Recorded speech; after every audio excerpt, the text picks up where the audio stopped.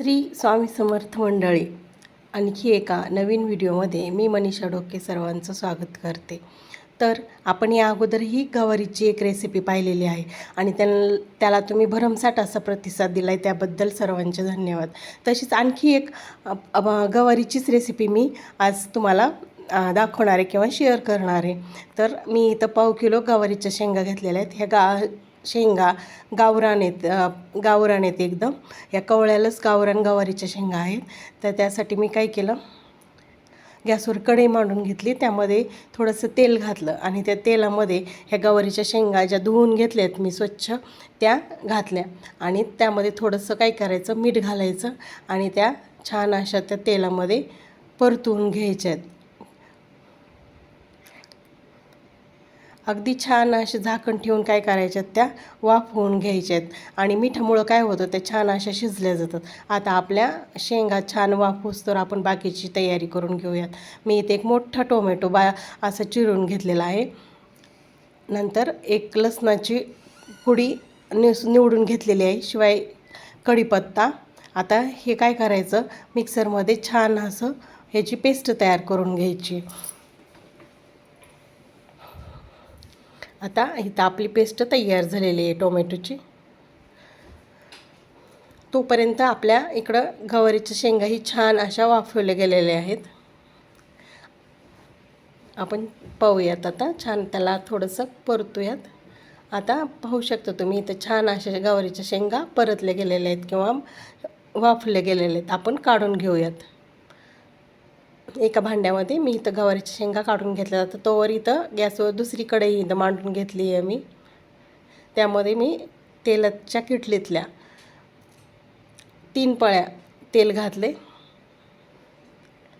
त्यामध्ये तेल छान गरम झाल्याच्या नंतर त्यामध्ये मोहरी घातली. मोहरी छान तडतडल्यानंतर जिरं घातलं.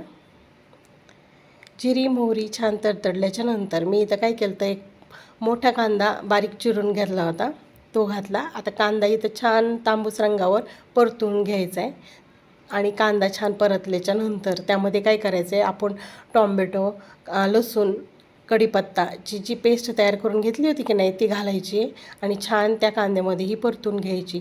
आणि पेस्ट सगळी आपली छान शिजल्याच्या नंतर त्यामध्ये काय करायचं, लाल तिखट, कश्मीरी लाल तिखट, धना पावडर आणि हळद पावडर असे पावडर मसाले घालून घ्यायचे.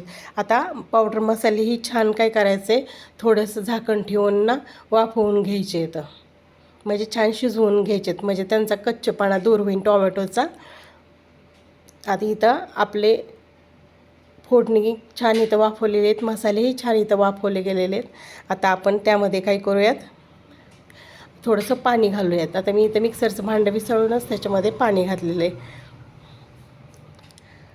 आपल्याला हवं तेवढं पाणी याच ठिकाणी इथं घालून घ्यायचं आहे आणि छान असं मिक्स करून घ्यायचं आहे. आता आपण काय करूया, यामध्ये ज्या आपण वाफवून घेतलेल्या गवारीच्या शेंगा होत्या की नाही, त्या घालायच्या आहेत आणि छान मिक्स करून घ्यायचे आहेत आता त्या ग्रेव्हीमध्ये.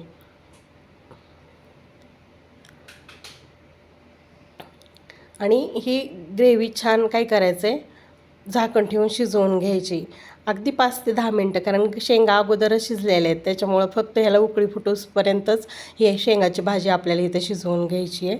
आता इथं या स्टेजला काय करायचं, मीठ टाकायचं. इथं मीठ मात्र थोडंसंच टाकायचं, कारण आपण शेंगा शिजत असतानाही मीठ घातलेलं होतं.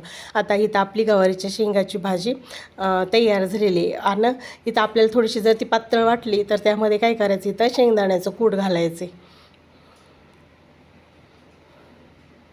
आणि कूट घालूनही थोडंसं काय करायचं, झाकून ठेवायची.